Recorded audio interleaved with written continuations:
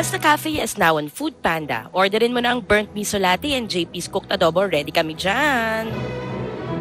Powered by I Am Rentals, book lights, cameras, podcast setups, and creative spaces all online. Visit imrentals.ph. JP, kilala mo ba si Inday Badiday? Ay, no. Kasi lumaki ako. Pinanganak ako 2000. Sinungaling! Ayun ka. 2002 ako. 23 ako today. Ha? Aga ka tumanda, no? Aga ka tumanda. Niluma ng sistema. Si Dolly Ann Carvajal. Ayun, naabutan ko na yung si Miss Dolly. Hindi Dolly De Leon, ha? Kasi yung guest natin today, Yes. isa sa mga original na Nepo Baby. Yes. Pero hindi siya, high waist. Tingin nga! Hindi, Aday. Hindi siya high waist. Tsaka, dati, nag-showbiz din siya. Pero ngayon, completely different, na. Yes. Tsaka wala siyang flood control project. Wala siyang flood control project. Dati from showbiz, ngayon, alter na siya. Boy na. Boy na. Nasa PR na ngayon. PR world. PR. Medyo pareho pa rin. Pero, Showbiz pa rin. Hindi na, dati kasi talaga acting ma-acting. Tapos kaya natin siya na-guest now. Kasi nag-comment siya sa isang recording or isang postings. Parang sabi yata ng friend niya na, what if, mag-ano ka ba dyan? Mag-guest ka ba? Ganyan. Sabi niya, hindi, nag-repost lang ako. Sabi ko, what if? Kasi, ang daming binibigay na brand sa atin. Salamat naman. Hello! Hi, mga ka-eme! Diba? Oy, Inday Badiday. Inday Badiday. Sige. Parating na po siya, guys. Sorry. Via, Ouija board.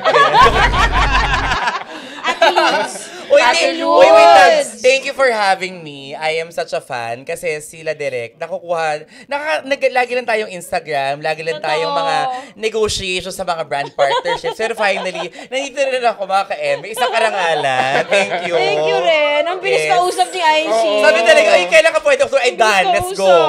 So, thank you. Masaya ako dito ako. Tiga Mandaluyong lang daw siya. Correct. Pugad talaga. Oo. Uy, pero daming mga bading talaga sa Mandaluyong. Kasi Quezon City to, ma. O, lalo na dun sa CGS. Ano ang tawag sa CGS? Center for Gay Sex. Ang tuloy na tawag dyan is California Garden Square. Oh my God, yes! Pero kasi may study dyan sa may data-driven analysis kung bakit maraming bakla sa Mandaluyong. Tinanong ko isa dating KOL na si Thirst. Escucha las palabras de las... Anyway, sige, edit lang natin. Charge ko na lang. Pero tinanong ko, ba't nga ba ang daming bakla sa Mandaluyong? Kasi maraming mga call center na... mga BPO, yes. Na maraming mga gay-friendly policies na doon nagtayuan lahat. And ang cost of living kasi sa Mandaluyong is relatively cheaper than BGC or Makati. So hence, dumami ang mga bakla sa Mandaluyong. So yun yung short analysis. Ko rin yan, na dahil nga maraming LGBT policies mas pabor sa LGBT doon. At yun yung mga call center. Sila yung mga unang nagkaroon ng pabor sa mga LGBT na mga policies. Correct. Tama. Karamihan nandun sa Mandaluyong. Tapos, kaya yung nagtayo ng maraming condos. Oo, di ba? Kaya yung O-Bar, Mandaluyong pa ba yan? Yes, Mandaluyong pa siya. Ay, hindi na actually technically. Ortigas. O-Bar Ortigas. Pero within the family naman. Neighborhood. Correct. Pero balik tayo dun sa high waist. Hindi kasi, sige, blind item. Yung naka-high waist na yan. Agad naman! May pinagmahana. Pero sabi niya, pero direk, ayoko na ng blind item. Sabi niya, hindi ako nakatiis. Ayoko ng blind item, hindi na ako ganun. Oo, kasi PR na tayo, di ba? Pero hindi ako mapagpigil. Parang gusto ko May pinagmanahan. Hindi siya blind item, pero sabi nga, di yung episode, di ba, Nepo Baby Ma'am. So, yung context ng Nepo Baby, kasi since bata ako, si Nepo Baby, kasi nga, apo ni Inday, anak ni Dolly, pero yun naman ako is not really the bags, the luxury cars. But it's, I guess, the good name na natayo ng family ko sa industry. And kami ngayon sa company, ang dami namin nakakatrabaho sa mga Nepo Babies na yun, na nakaka-offend na grabe kami magbayad ng tax. Tapos sila, pinagkakitaan pa kami sa mga mga brands, di ba? So, nung araw talaga yung na-offend ako na, yung, alam mo yung meme na, yung, make corruption shameful again. Sinend ko lahat sa kanila.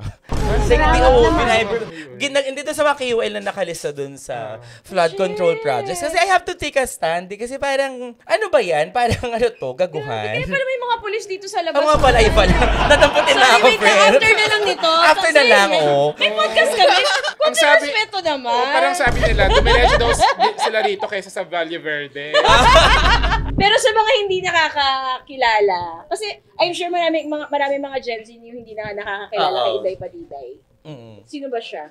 Siya po, yung... Hindi, yung lola ko yung nag-start na talk show format sa Pilipinas. So, 70s, nung 80s.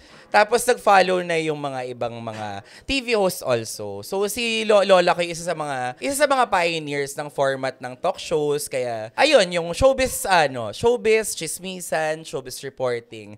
Yun yung lola ko, yes. So, Sa eye to eye. Eye to eye, sa see-through, ganyan. Yung eye to eye. Ang ganda ng see-through. Alam ko ba 2003?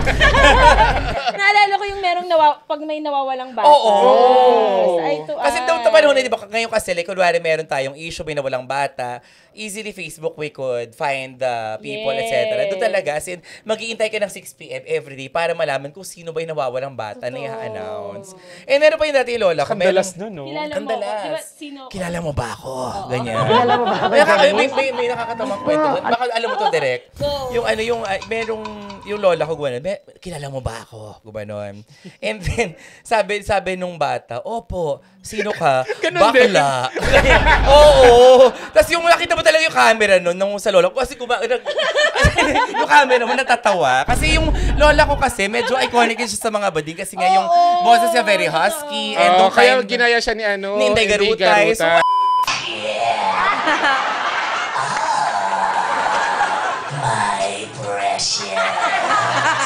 ano siya, I mean, very iconic din siya sa mga bading. And lahat ng mga barkada niya, bading rin. So, yun. Eye to eye. Tapos yung mami mo, si Miss Dolly. Si Miss Dolly. Si mommy ko naman, mas low-key siya than my lola. Kasi yung mommy ko mas focus sa print. Yan ang niya. Pero yung mommy ko kasi, medyo hardcore yun mag-print. Marami siya nakakaaway talaga. Yung tipong, nung kalakasan niya, nung early 2000, every week may kaaway siya. Kasi ang dami niyang mga... Blind item. Pwede hindi blind item. Kasi yung style ng journalism niya, medyo mas exposes, ito yung... Hindi naman siya like... Inquirer siya, diba? Inquirer. Pero ngayon she's with Star. Okay. Tapos ngayon pinag-YouTube ko na rin siya. Oo, dapat. Oo. So ngayon meron siyang YouTube channel. Pero ngayon mas features, mas interviews, mas kalma na. Okay. Oo. Mas kalma na. Mas kalma na tayo. So ito ng apo ni Josie.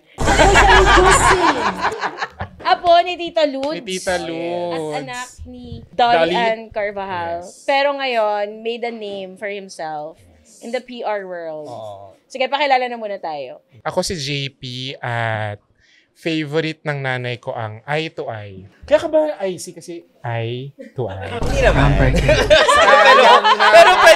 pero pwede ko kwento yun sa next one nagtanong sa akin. Missed opportunity. Oo. Maname drop ko rin yung lola ko. Parang eye to eye kasi because of my lola. Pero bakit na IC? Ba't IC? Isaiah Cullen. Oh, di ba? Yun pala totoo na po, baby na pangalan. Isaiah kasi, hindi kasi Isaiah kasi tatay ko pastor. So, paano kami Kasi Kasi yung Colin. Cullen, yung mami ko, after niya mga anak, yung medyo bangag pa siya from the anesthesia or whatever. Yung Cullen, yung ini-interview, nung dagdag natin, Isaiah Cullen maganda. So yung nag-sick, una ayoko, yung Isaiah Cullen, pero nung lumabas yung Twilight, kasi nga, Cullen, diba? Inown ko na siya, diba? I'm Isaiah Cullen, diba? Isaiah Cullen. Yes. Okay, ako si Tonette at pinaka naalala ko talaga yung eye to eye na bago mag-commercial break, ang sasabihin niya ay, ano yan? Magbabalik ako, promise. Promise. Ganun Ay, kasi. sorry. Yung commercial! Hindi, ganun pa rin, ganun kasi, promise. Sorry. We'll be right back for more. Promise. Santo Niño. Ano pa Santo Niño na tayo dito, friend? Bakit meron akong memory na ganito yung commercial break? Ba, di ganun talaga yung lola ko, promise. Hindi siya ganyan. Saan Kaya galing maniwala yun? ka po to. Hindi, pero saan galing galing sa ko naisip yun? Paano ba siya pa Spider-Man na yung pag... Commercial. Promise. Anyway. Yes, yun. Nagbabalik kami. Promise. So, eye to eye talaga yung pinaka-memorable sa inyo. Totoo. Ano siya, iconic talaga siya. Kailangan magbigay pugay ang mga showbiz talk show host na yun. Wait, di ba yung show na, yung nag-viral na yung May pinukpok nakahampas ng ng mic? mic, oo.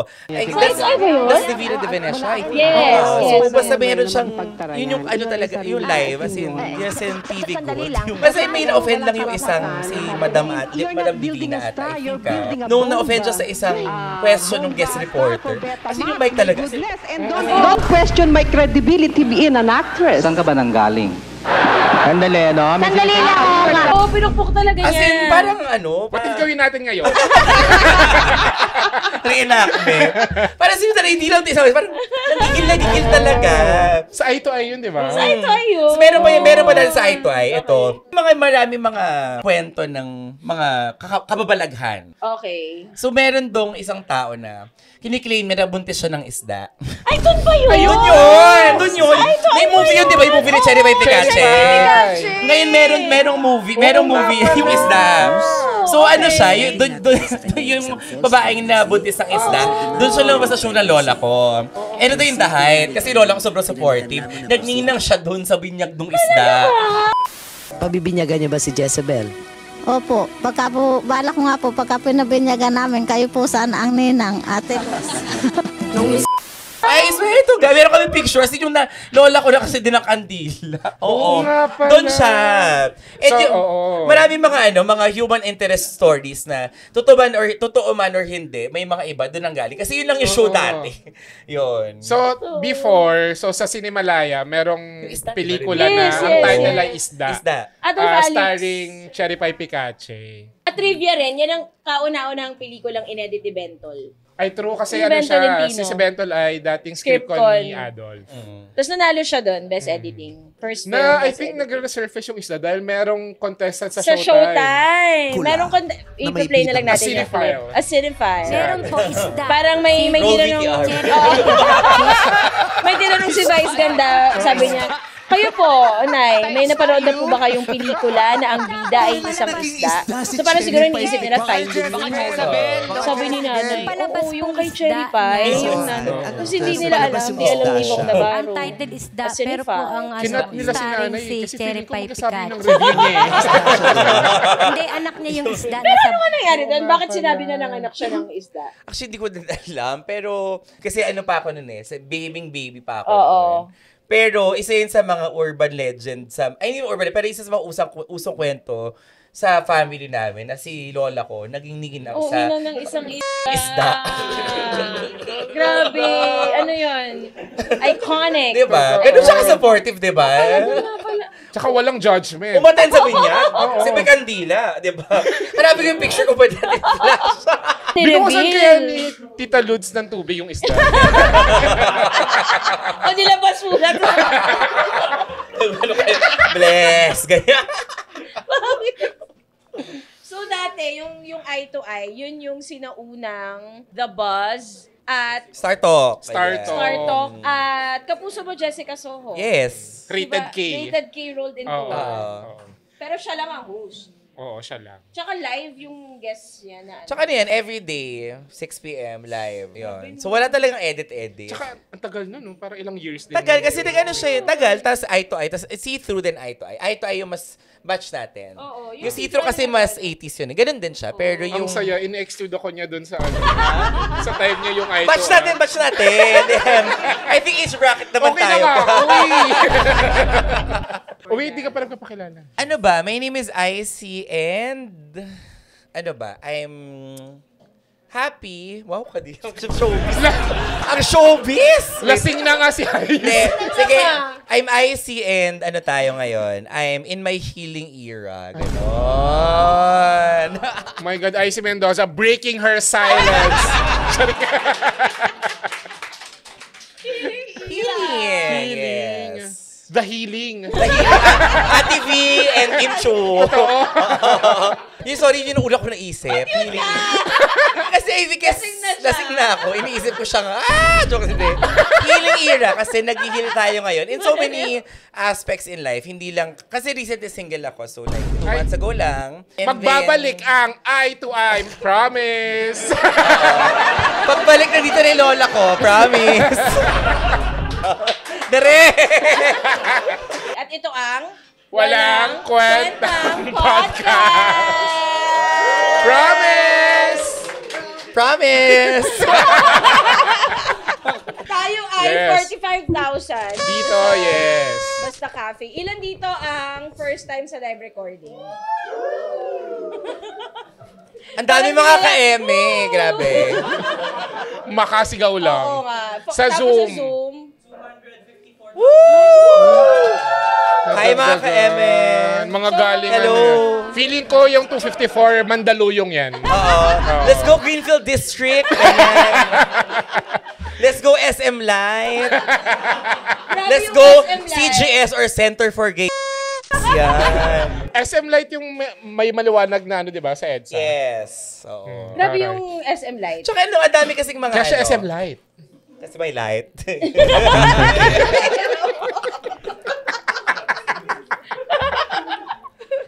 Wait, I am Rentas. Thank you. Yung SM Light, nung nagpunta ako doon, feeling ko minority ako. Baka kasi puro. Puro Bex talaga. Iba't ibang... As in, bumaba ka sa SM Light, tapos pumasok ka, ganun? Ano? Paano mo nasabi maraming bakla sa SM Light? Ang dami talagang Bex sa SM Light. Na mall, sorry. Na Light mall. Light Okay. Tsaka yun sa Amanda, iba-ibang ano, like, archetype na mga bakla, madami. So, may mga bagets, may mga daddy, may mga Twinkie, may mga artsy. Go. As if tourism na Mandaluyong ata. Pero like, yeah. Masaya sa Amanda. Like, I've been, ano na ako, parang 15 years na rin ako sa Amanda. Anong slogan ng Mandaluyong? Hindi ko rin talaga sure. Pero, basta, I think dapat connected na sa pagiging LGBT. correct. Dapat own it na, Mandaluyong. Ang dami kong natutuhan nung sa Q Cinema kasi yung apparently, ang Robinson's Galleria, Quezon City. Yes. Ortigas siya, pero yung ano niya is Quezon City. Recently ko lang din nalaman na. Paano nangyari na Quezon City yun? At saka sa kanya ko tinatawag. Baka may sagot siya eh. Balik ko ba? May PR siya eh. Ang Ortigas, nag-i-end sa. So, Robinson's Galleria. Sa geography na talaga tayo. Di ba parang ano yun yung Ortigas, Mandaluyong? Kasi may Quezon parts of City? Ortigas. Diba, Estancia, Pasig yan. Pero technically Ortigas. Pero pag Ortigas na medyo sa... May San Juan area din, diba? Oo, may San Juan ganun din. So Ortigas, hindi na talaga ako sure. Oo. Pero, basta yung Baluarte rin for me, Mandaluyong, Pasig. Ortigas. Ganda. Pwede kang mag-ano doon, yung sa Walk to Remember, yung 2 places at 1 same. time. Ay, ang ganda nun! Lagi kong ginagawa yun nung college kasi yung bahay namin sa boundary ng Taytay tsaka Angono. So naghihintay ako ng jeep sa gitna ng Taytay tsaka Angono. Ako si Mandy Moore. Tatay-tayin ako, no? Sino yung Shane West? Yes! Cheers! Drinks for everybody! Edit Charot! out yun. Sa gitna ng sisig. Anything goes, Ano yung diba? kilawin? Ano sabi ni dito, Sa gitna ng sisig at kilawin, Sa gitna ng kilawin. Just out? It just slipped out, no? may nalaglag na sagutin. Tawa ka ng tawa. Kasi ako sa'yo, ba't bigla? Ano nangyari? May magko-comment na naman, bakit ba tawa ng tawa yung babae? Parang nakasabo. Ano siya po? Mga TDS, if TDS ka, umalis ka dito. Okay, Kim. Ano yung mga pinaka-memorable mong na-experience bilang isang Nepo baby? Well, ano kasi siya, yung nung Nepo Baby, nung nagsa-start ako sa showbiz, medyo nire-resent ko yung title. Kasi nga, gusto ko maka-carve ng sarili kong path. And advantage talaga for me to have that connections. Pero at the same time now na I've built something of my own also. Ano mo yun, yung pinaka-memorable for me is pag nakapag-empower ako ng mga ibang mga people to also like rise. Ang showbiz kadire. Pero like, ganun din like no bola. Pero like, I guess pag meron kang, if you're born into a certain kind of privilege, which I think lahat naman tayo, may it be connections, may it be money, kailangan talaga natin to ensure na gamitin natin sa wastong paraan. Wastong paraan. Ito kasi like, ngayon kasi kunwari, kung ako naging Nepo baby, ayun nga, parang yung pagiging Nepo baby ko, it's yun nga, yung the name, the contacts, I use the social capital to build the PR business, and then at the same time, nakapagbigay tayo ng mga jobs sa maraming mga creators, di ba? So, yun. Kailan ba nag-start yung Yung InCircle. So, nag-start siya technically 2012. Yung InCircle yung yung agency. Yes, it's the agency. IC, InCircle, di ba? Ay, talaga? Ayan, actually, yun talaga kung bakit. So, medyo vain ako that way. Pero siya, nag-start siya 2012 as a PR agency talaga. 2014, as a PR agency talaga siya. Pero nung 2017, nag-full-blown kami sa influencer marketing. So, dati nag-start kami nasa lang kami, 3. Now we're pushing 70 plus na sa team. So, happy naman. And happy ako na lagi ko kayo natatap. Thank you for giving me such good, thank you for giving me good rates. Alam ko tumatawag ako sa inyo, pero I mean, happy ako to collaborate with many people in the space. Ilang years na yung InCircle? Ay, yung InCircle on paper, nasa siya, 7. Pero technically, 2013, 2014, we're starting na. Kasi nung sinart namin siya nung business partner ko, hindi ako sure kung anong gagawin ko after showbiz. Kasi yung time na galing ako TV5 tapos wawali na yung talk show format sa TV dati. And hindi naman kami ABS. Wala na naman kami mga artista na ma-interview. Like, lahat ng mga stars, pinagkakait sa amin before. So, kung sino-sino na in-interview namin. I won't name names. So, pero yung mga meron may ilabas ng episode. So, yun. So, sabi ko, I really had to decide kung what do I want to do sa life ko. So, yun. Nung nag-pivot naman ako, nag-start siya as, sige, sideline, tapos showbiz pa rin. Mas nag-grow pa yung corporate life ko, which sobrang grateful din naman ako. Uli. Yun. Yung Nepo baby ba, saan ba nag-start yun, yung term na yun? Ba't ako, te? Makatingin ka. Parang alam ko lahat, ha? Nepo, yung term na Nepo, yung term nepotism. So, nepotism, yung textbook example niya is, yun nga, parang giving advantage to like family dynasty, kineso. So yun, kaya naging Nepo para mas cool. Saan nga ba nag-start yun sa Hollywood? Sa Hollywood yan for sure. Si Ben Platt. Sila Jamie Lee Curtis, yan mga Nepo baby. Pero hindi na siya eh. Matanda na siya. Pero I think siya, mas lumutang siya. Because kasi parang siya, may mga contacts siya dati. Pili ko kayo na yan, Dakota Johnson. Ganong era, di ba? Nung in-invite niya si Ellen sa birthday niya. Totoo, in-invite pa lang. Oo nga, sa Hollywood yan nag-start eh. For sure. Na-adapt lang yung Nepo baby here. Sige, may negative context. Nung na-pick up kayo, kasi yung post ko, di ba, yung Nepo baby memes, na nung nag-post ako, na-pick up siya ng GMA. Tapos yun, si Mendoza, proud to be a Nepo baby. Kasi proud naman ako kasi nga parang, yung pag-Nepo baby, yung namano ko naman is nice. Di ba? Tapos ang dami mga basher pa din na ibalik mo yung mga ibalik mo. Ibalik mo. Para iba yun. Ano babalik ko? Para, ang dami kasi hindi nagbabasa talaga ng context. Yung heading kasi nagawa ng GMA is, si Mendoza proud to be a Nepo baby.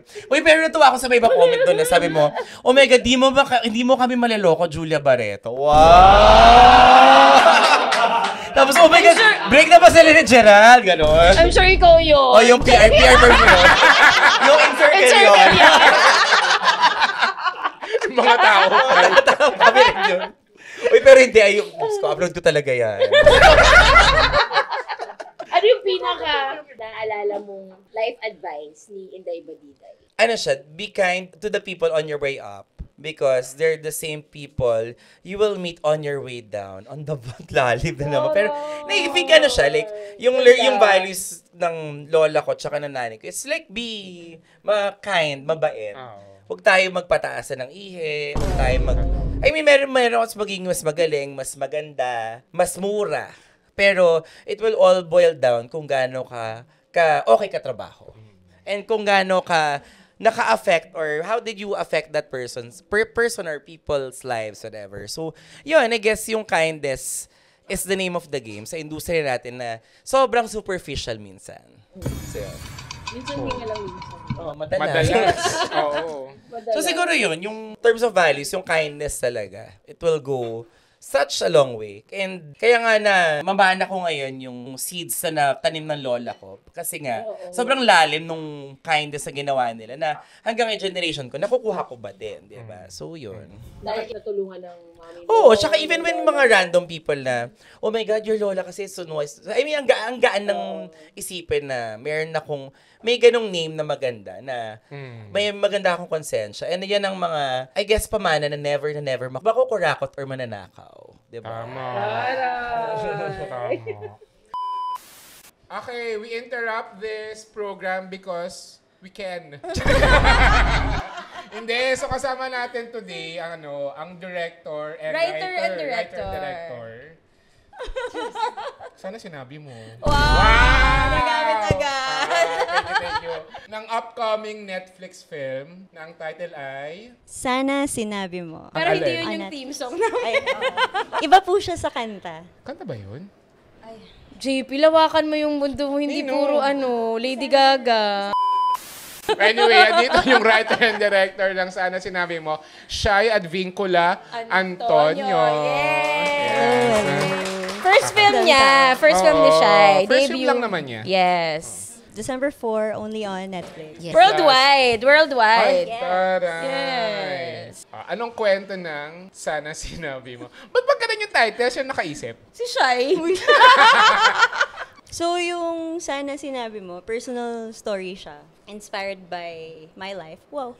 And the life of my father. So, yung kwento niya, it's about a grieving son na nung namatay yung tatay niya, nalaman niyang bakla pala ito. So, yung grieving son na yun, he grew up na missionary.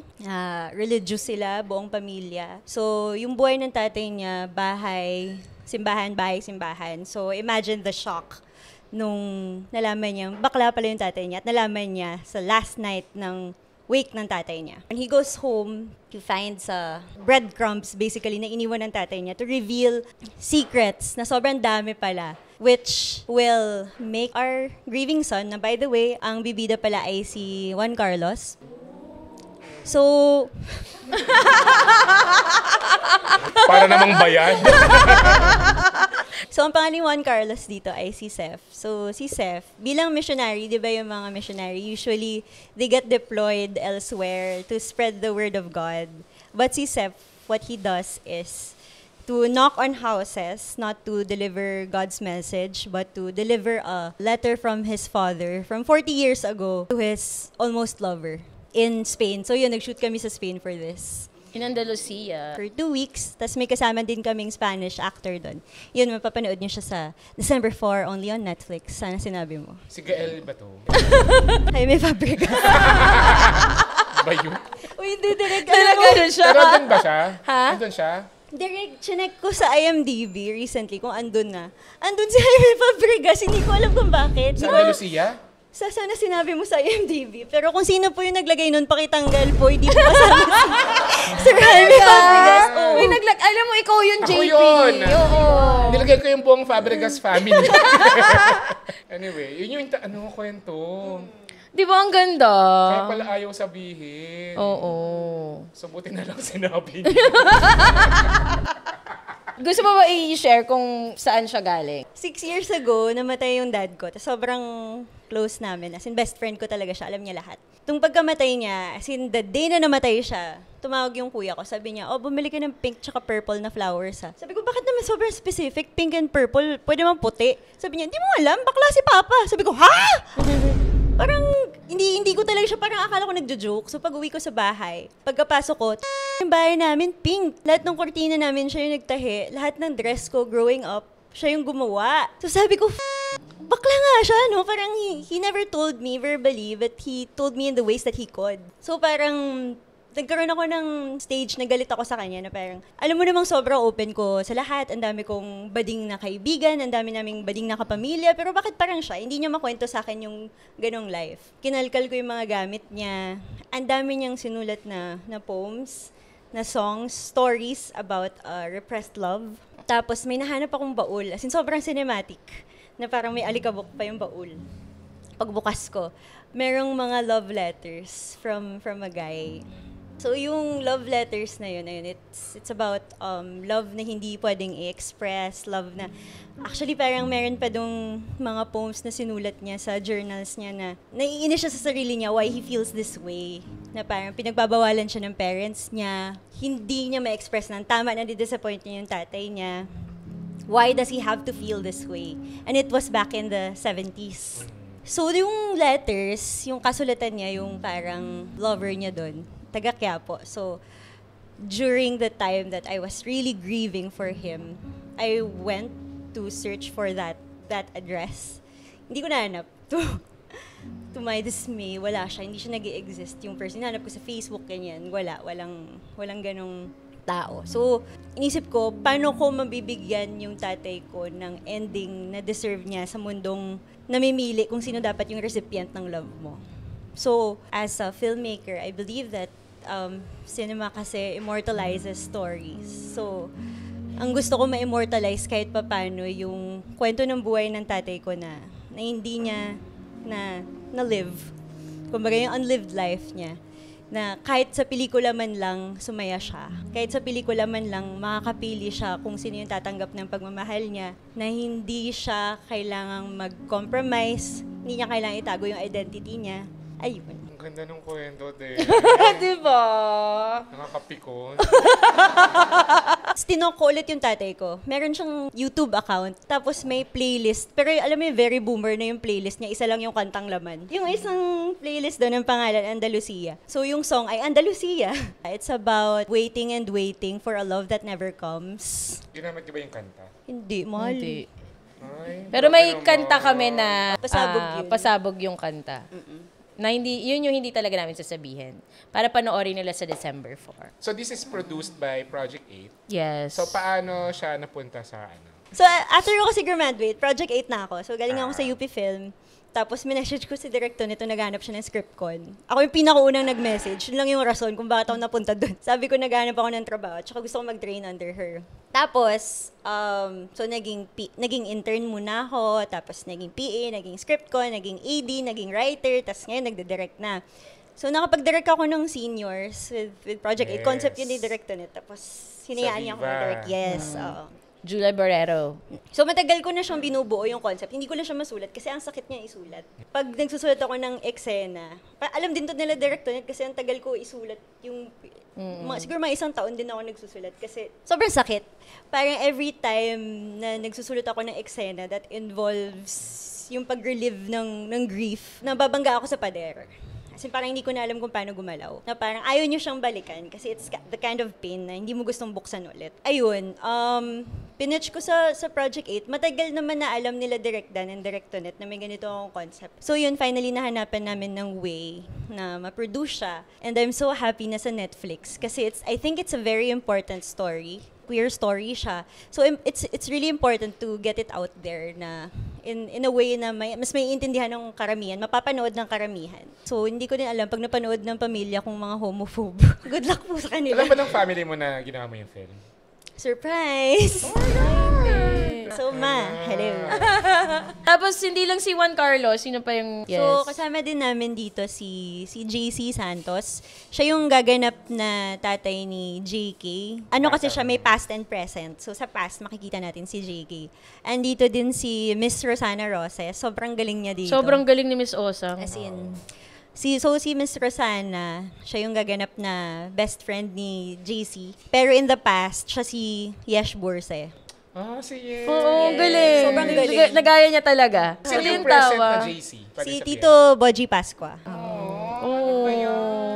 Nakakayak ba to? Hindi, it's a comedy. Feeling ko naman, parang nakakatawa yung bakla. Pag may Ang saya ng mga bakla. Pag may Masaya. bakla, masaya yan. Yes. So, andyan si Cyril Manabat, si RK Bagatsing, andyan din. Husay ni RK. Ano si RK, kuya? Church member. So siya yung mga kasama ni JK sa Spin. Tapos andyan din si Sir Noni Buencamino. So yung Spanish actor natin ay pa din nasa Yes, si Sir Jaime Garcia Machine. Yon. Hindi si Jaime Fabregas. Hindi si Jaime Fabregas. Sorry to disappoint. Sayang naman. Sayang naman. Missed opportunity. Ay, Lot De Tsaka Leon. si Miss Lot pala andyan din. Si Miss Lot yung nanay ni JK dito. Hindi OP namin si Cara Moreno, also of Yes. XX Lovers, 'di ba? Editor namin si Bentol na naisingit. Na nung una hindi pa daw kaya. Sabi ko, "Ben, bigay mo na 'to sa akin."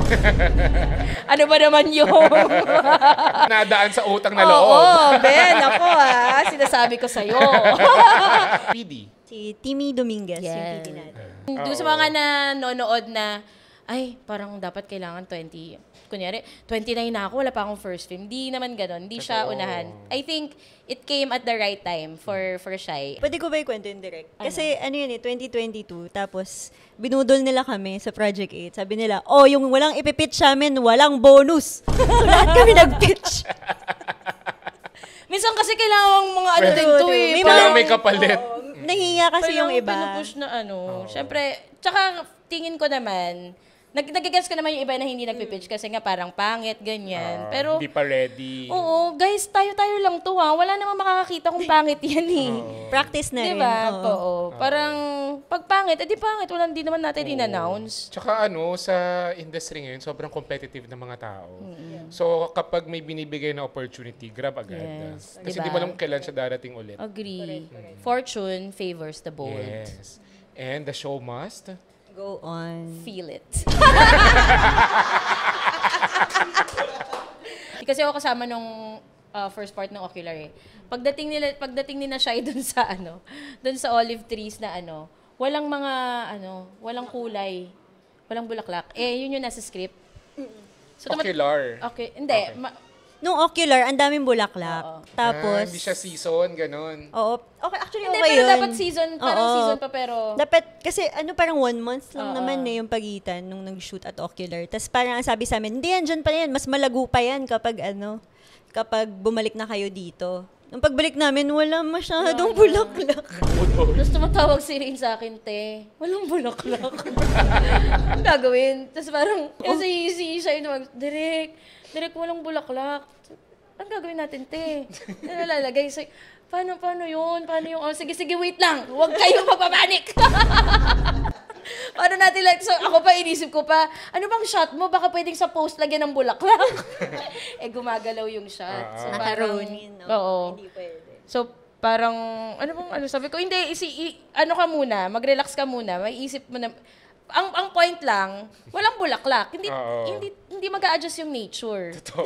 Hindi siya bigla magkakaroon ng bulaklak. So, Hindi mag-a-adjust si God sa'yo. Pero kung tutuusin, napakalaking decision yun for Shai, ha? I mean, kung as a first-time director na walang mababa ang EQ. So, kailangan talaga mataas ang EQ. I mean, kapag director ka, kailangan mataas yung EQ mo eh. Hindi ka dapat na, lalo sa third world, di naman mabibigay talaga sa'yo lahat. Totoo. True. O tricycle lang na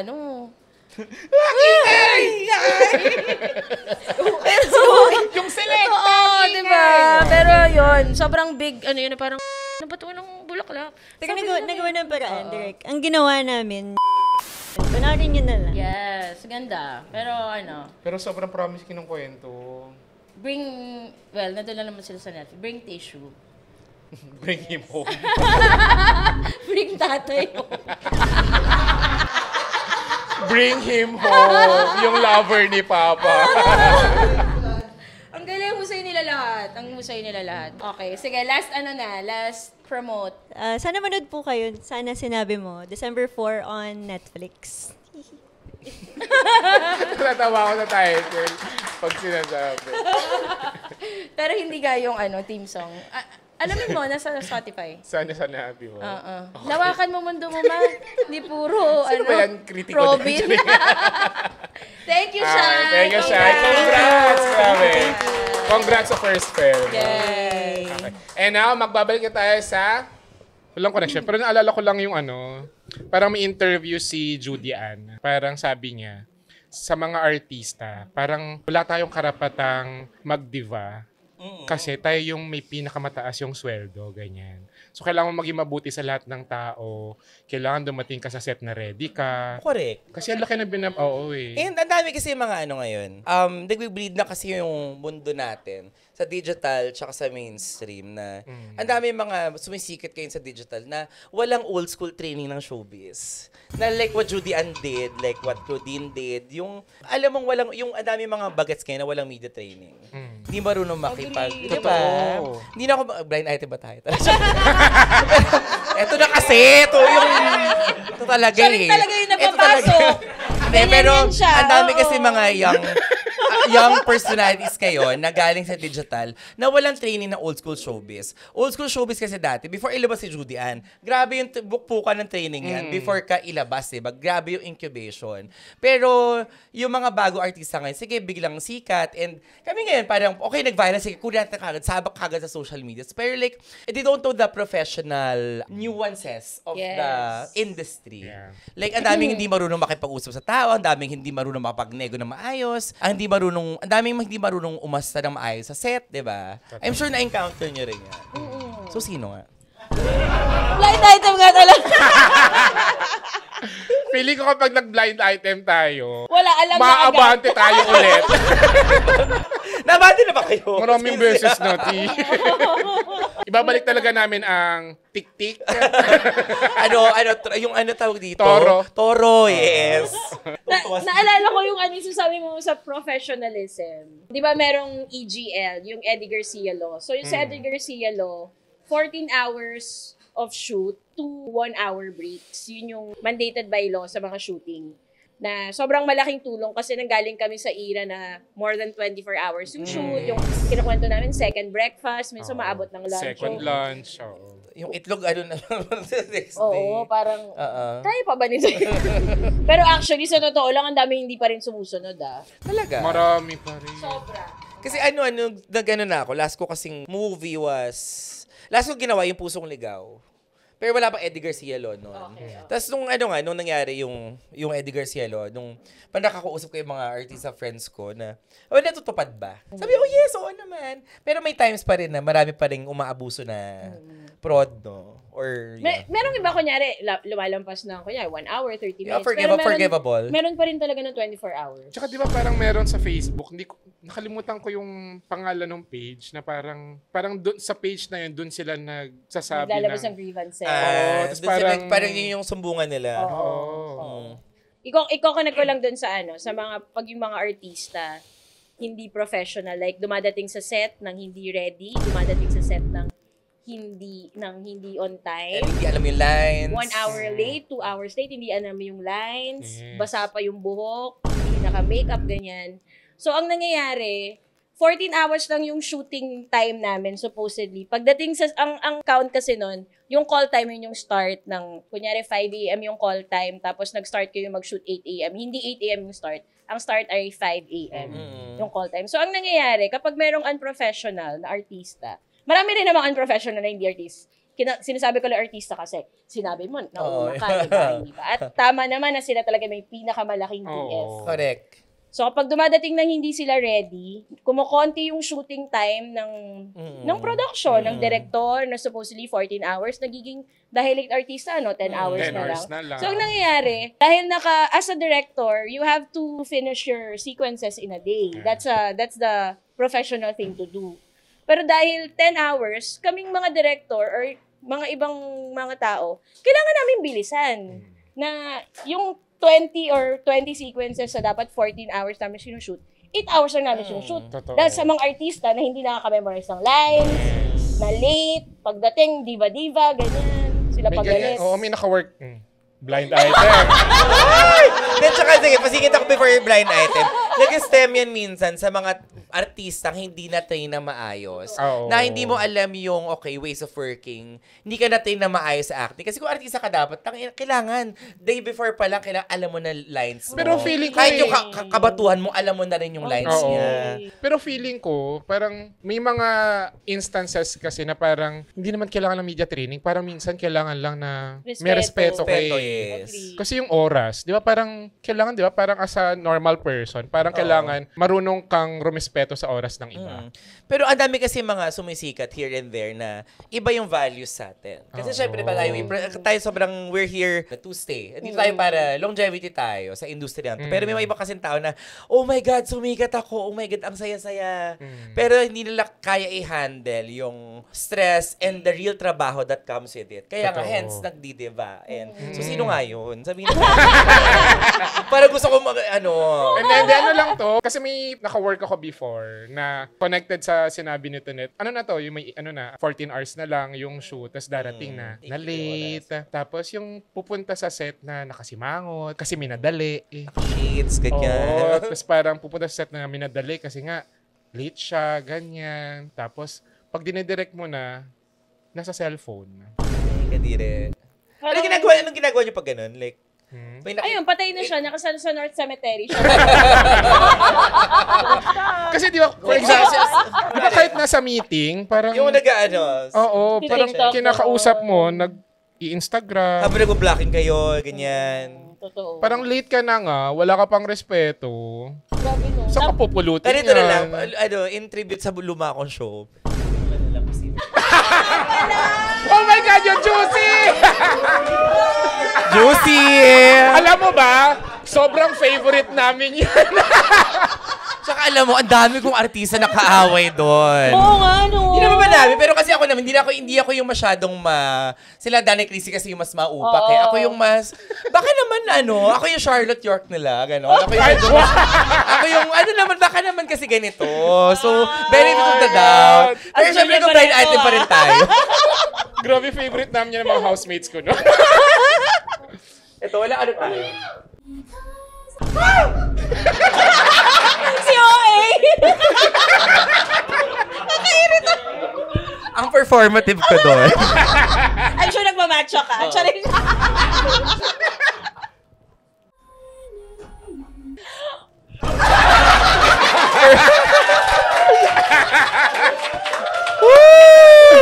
Pwede na natin ibalik ang juicy! Hulaan nyo, guys! Basta yun, actually, talaga? Pinadala niya sa akin yan. Oo. So, sobrang galit niya na kahit di naman ako interesado. Grabe talaga yung galit ko, no? Oo nga. Nakakainis naman talaga yun. Pero ito, clue. Nung dumating yung boss, ay! Baka masyado na. Pero hindi. Baka sana natuto na siya ngayon. So, wag natin. Delikado na. Kailangan brand friendly tayo, brand. Si JP kasi talaga mabait yan. Minsan kapag kunyari may kailangan na artista, sabihin niya sa akin, si ganyan. Tapos gagalitin niya ako. Ikaw yung mga away. Ako yung... Effective. Parang nung nagalit na ako, parang naisahan ako doon. Tsaka yung artista rin pa, sweet yung mukha niya. Parang hindi ko siya ma-imagine na nagdidiva. Parang...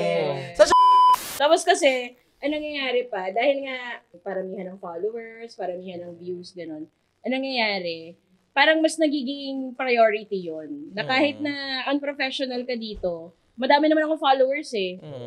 Nakakuha pa rin ako ng endorsements, nakakakuha pa rin ng maraming likes, maraming views. So, okay lang. Okay lang na Kasi sa totoo lang, yung TF na nakukuha ng mga artista sa pelikula, sa TV, sobrang liit nun. Compared sa amin, sa brands. Sobra. Yung parang, okay, di tama naman.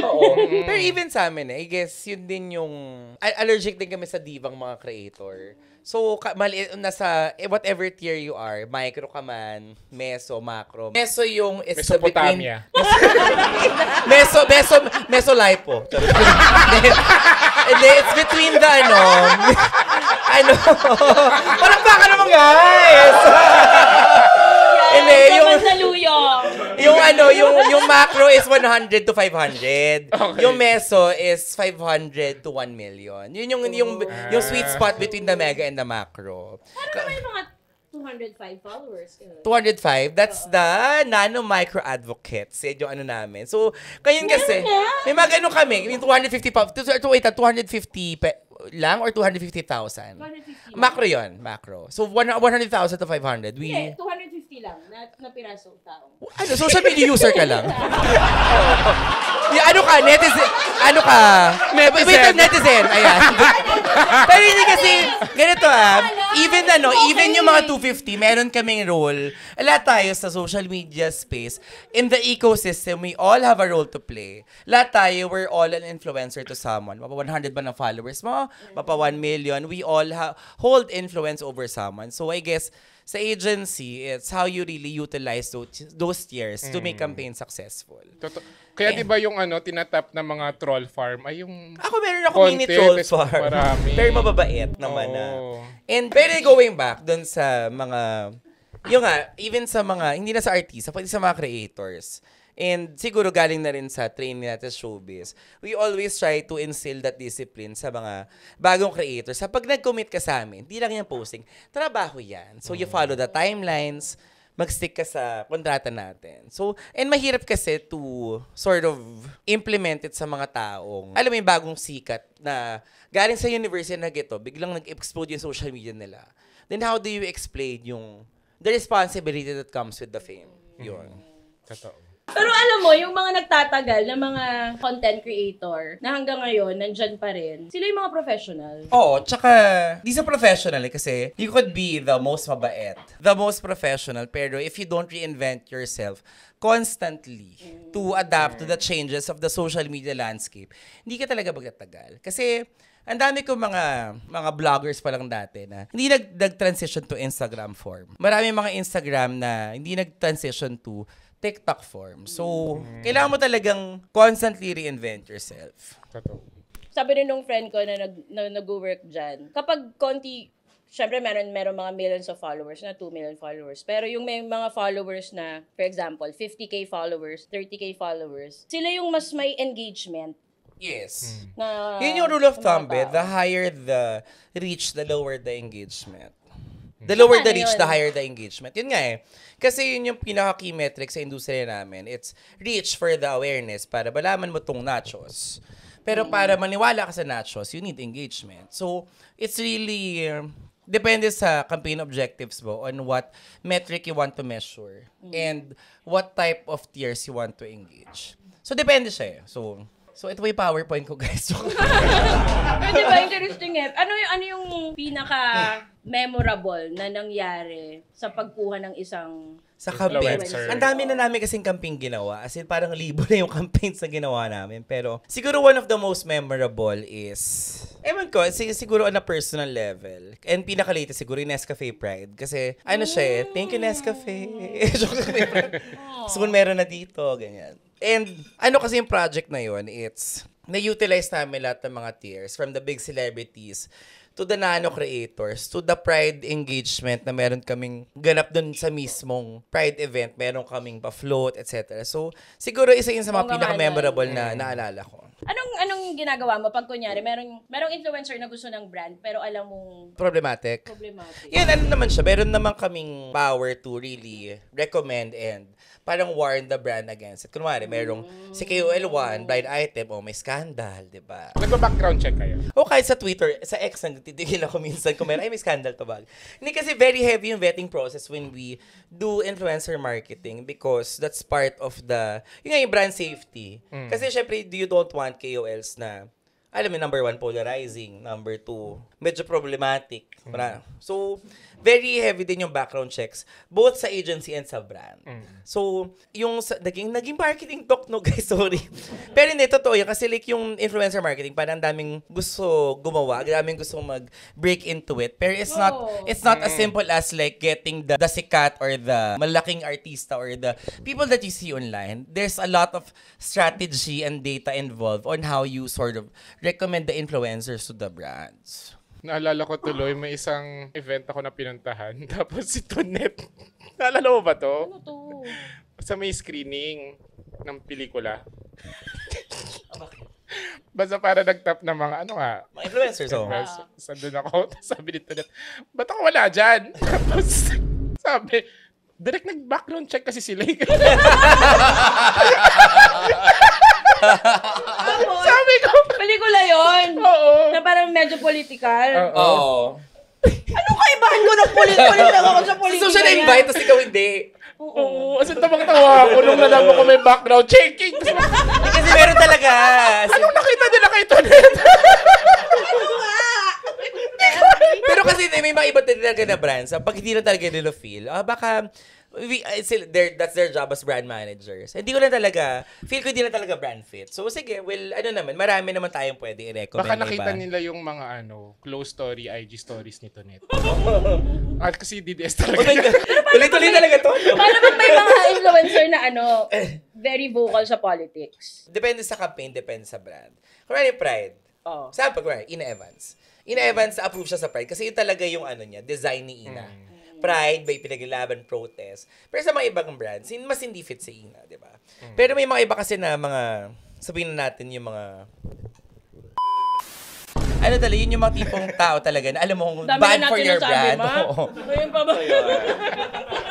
Naka-work na ba kayo ng ng mga client na parang kapag kunwari, for example, kukuha ng KOL for a specific brand, tapos meron silang mga requirement na dapat hindi lumabas sa BL, yung mga ganyan. Meron din, Paano nyo dinidili meron kaming marami kaming mga, especially sa sa LGBT, kasi kung pansinin nyo, this year, nung last Pride, ang daming mga brands na wala.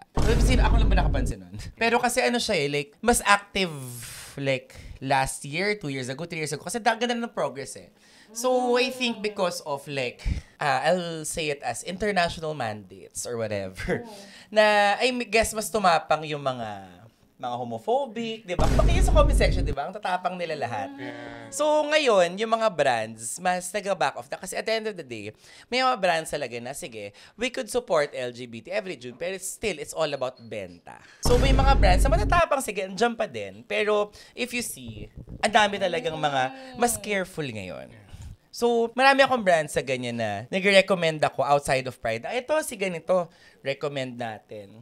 I think the brand is not ready for that pa. Kasi nga, they don't want to sort of alienate those family-oriented buyers na sort of, I'm afraid to say, medyo mas numadami yung mga matatapang na homophobes. Dati kasi marami, pero tahimik lang sila. Pero ngayon, mas empower sila because ang daming mga leaders na lumilitaw na parang, hey, it's okay to be effing homophobic, diba? So, yun yung, I guess, kailangan natin bantayan and protektahan for the next Pride events. Actually, hindi sa Pride events, even on our day-to-day sa mga industriya natin. Kasi may Manny Pacquiao na sinasabi na masahol pa sa hayop. Diba? Parang ang dami niyang Yun nga, hindi lang si Manny Pacquiao kasi, si Manny Pacquiao, na yan, given na homophobic na talaga siya. Pero, it stems down about J.K. Rowling of this world. Yeah. The Donald Trumps of this world, di ba?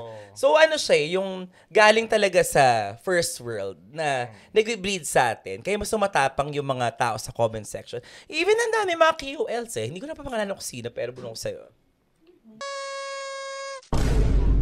Tsaka nakakatuwa, wala siyang pangalan. Dinescribe niya. Yes! Yung Ay, wag na natin ayoko siya bigyan ng airtime sa napakaganda yung podcast. Pero, doon ako nagulat na parang, ang dami mong hanas, di ba? Dami mong time. So, again, yun, madaming mga na-empower na mga homophobes din. Kasi nga maraming mga homophobic na in the position of power. Totoo yan. Pag yung mga bakla, lumaban, sabihin, uy, grabe kayo. Dapat intindihin nyo kasi bakit iintindihin, di ba? Ganun na yung ginagawa. Ito intindihin ko to, ito talaga. How? Hindi ko alam kung nangyayari pa rin ngayon, pero may era sa Twitter na kapag may homophobe or parang basta masama ugali, yung kinukuha nila yung picture, yung display photo, or pupunta sila sa pinaka-ilalim na mga photos nung homophobe. ng person na yon. Tapos, ito talaga? Oo. Sila talaga yung may ganang. Correct. Si AC Soriano, merong yun sa TikTok, may nag-comment sa kanya. Tapos, parang basta about kabaklaan. Tapos, tinignan niya. Ay, ang perfect naman pala niya. Perfect naman pala niya. Pero yung nga, kung sino pa yung matatapang talaga. Kaya dapat talaga lumalaban. Hindi pwedeng Pero yun nga yung nakakatakot kasi marami ng, mga bading palaban naman ever since. Pero kasi ngayon, ang nakakatakot, yung mga homophobic, nagkakaroon ng boses.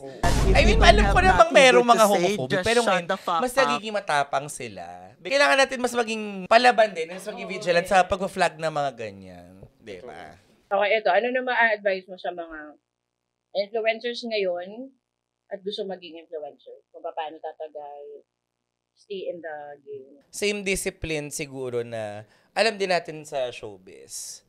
Number 1, you study the trends. Kasi what will work now or yesterday will not work next week on 1 year from now. So, kailangan you should be very updated with the content formats on ano ba yung nangyayari sa space natin. Kasi yung old showbiz nung 2000, ganyan, or 80s, 90s, mas mabagal yung turnover. Ngayon kasi sobrang bilis. Number 2 is really... Rin dami Ano siya, 3-point strategy ito.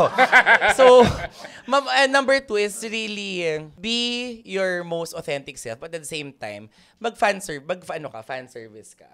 Kasi, okay, authentic, pero you have to give the people what they want. Number 3, balik tayo doon sa core values of professionalism. So, treat it as something na trabaho talaga siya that you have to really plan for, you really have to schedule for. So, hindi siya posting na, sige, gawin kong racket to. Think of it as something full-time. Think yourself na hindi ka influencer. Think of yourself as a sort of a media company na kailangan meron ka talagang roadmap kung paano mo siya gagawin. And lasing na ako. Pero ang ganda no?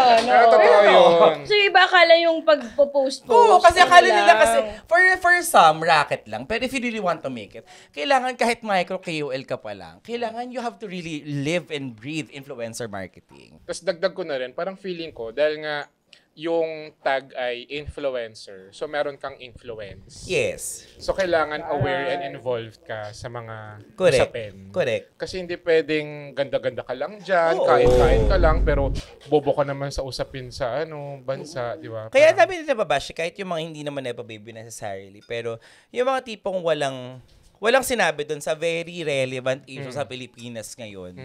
Na okay, you're a person na sige, nandiyan ka level of influence, pero pag tatanong ka mag-comment, parang sige, Kebs, fashion lang tayo, wali, di ba? So, kailangan ka rin, tama ka, dapat aware ka din sa current state ng space and ng bansa natin. Ay, ang tawag sa mga influencer, mga client agencies ay KOL. Yes. Key opinion Yes. leaders. Yan talaga yung legit marketing term for influencers. Influencer creator yung commercial term, pero ever since 19 kopong-kopong, KOL talaga gamit namin. So siya, when you say key opinion leader, that also applies to yung personalities of influence and personalities of a certain level of thought leadership.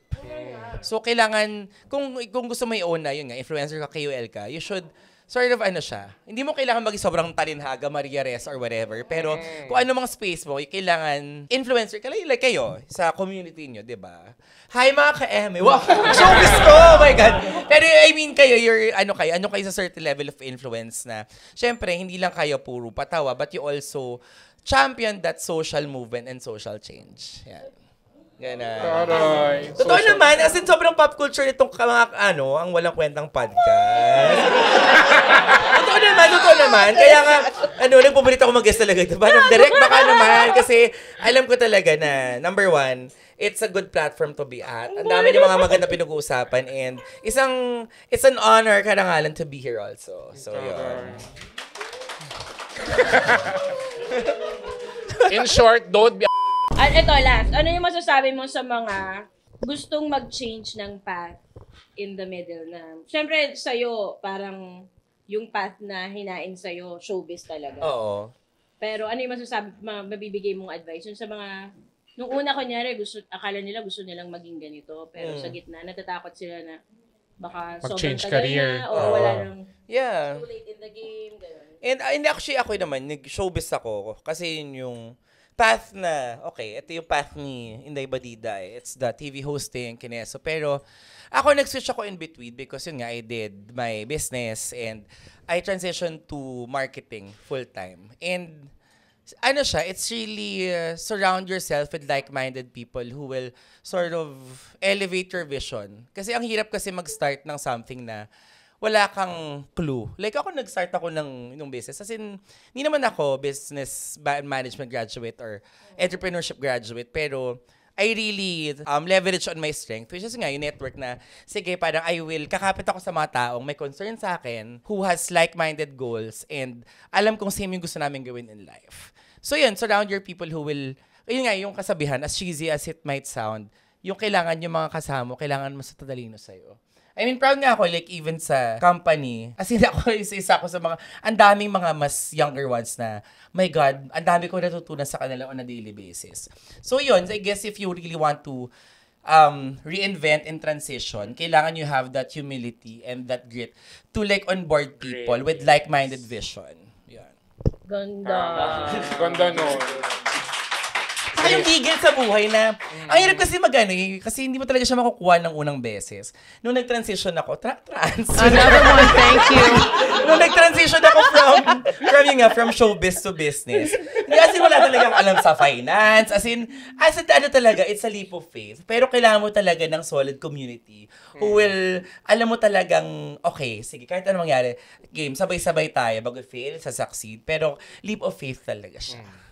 May mga kasama ka pa rin hanggang ngayon? Yes. Mga kasama Yes, so, parang ngayon yung mga old business partners ko, yung mga old colleagues, sila pa din, yes. Oh, Yes. Pero happy naman where I'm at. And maraming mga iba pang goals after this. Yeah. Baka pwede mo sabihin kung ano. Like Pati yung goals, ilagay natin. Hindi, ano naman, marami pa tayong mga goals in life na to follow na lang sa next episode. Mag-guess ako ulit. Yung next blind item memes na. Yes, blind item memes. Pero yun ano talaga, like, todohan na. Damihan na. Naalala ko, kasi may pinanood ko yung ano. Hindi pa siya tapos. Naalala ko lang. May isang entry sa Himalaya, yung Bloom Where You Are Planted. Oo. Basta parang last few words dun sa docu. Parang sabi nung isang subject, parang hindi mo mapipili kung kailan ka mapapanganak. Pero mapipili mo kung paano ka mabubuhay. Ang ganda naman nun, Direk. Iyak. Ganda. Iyak ka? Ganda. Panoorin nyo, guys. Ha? Who hurt you? Them. Invite mo na sila sa... Actually, di naman ako. I mean, just follow me on my socials, IC.Pendoza. And yeah, thank you, Dr. Abello, for my face. Thank you, Dr. JOC, for my teeth. And yun lang, okay. And Culture Salon for my hair. And Centro Holisico for my colon. Guys, colon cleanse, try nyo. The best. Parang alokbatis. Hindi, masarap talaga. Super. Sige, 1 minute. Pinalolit. Sige, 1 minute na rin natin. Dali promote eh. 1 minute. Thank you so much, Tora Birke.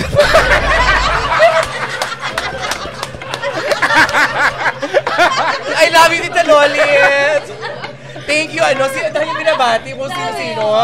Voice of La Carmela de Bulacan. De Bulacan. Uy, para sponsor ko talaga yun. Ayun, pero thank you guys for having me. Mga ka-Eme, thank you. Ginawa talaga yung 1 minute. Pinatulang ko talaga. Gusto ko yung Charms and Crystal. Charms and Crystal. Ano yung jewels, apparel. Tsaka play and display. Uy, meron pa ako dati. Meron ako dati. Mandawi Furniture. Yung aficionado, Joel Cruz. The Lord of Sands. Uy, meron pa ako. Waffle Time. Kala nyo, Meron pa ako. Master Showman. Meron pa ako. Tamayos Catering.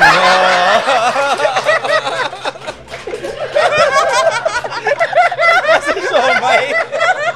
Di lang basta Showman. It's Master Showman.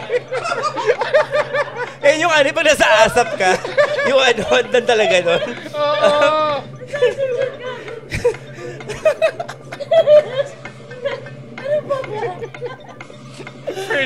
Fernando's fake ka. Fernando's, Tita P. Pinky of Fernando speaking. Tita Pinky. Okay, yun lang. Thank you, IC. Thank you, guys. Thank you. Sabi ko sa Crinkles. Agats nyo naman. Tsaka, ano to? Crinkles. Di ba nadudurog yun? Paano naging? Anyway, thank you, guys. Thanks, guys.